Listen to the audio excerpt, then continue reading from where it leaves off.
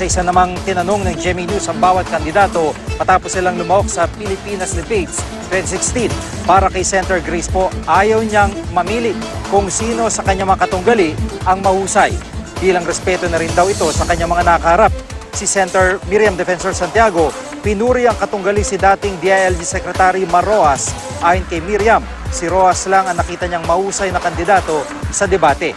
Nagpasalamat naman si Rojas kay Senator Santiago. Ikinatawa nga raw niya ang naging pasya ng isang genius gaya ng senadora. Para naman kay Davao City Mayor Rodrigo Duterte, sina Senator Po at Santiago nakita niyang mahusay sa pagsagot. Pero kung meron siyang pupunahin, ay masyado raw maikli ang oras na ibinigay sa bawat kandidato sa pagsagot. Hindi naman nagpa-ambush interview si Vice President Jojo Marbinay, pero sa isang text message ng kanyang kampo, sinabing alam ng Vice Presidente kung paano pamunuan ng mabuti ang bansa.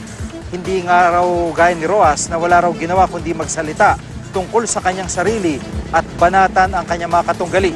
Wala pang sagot dito si Rojas.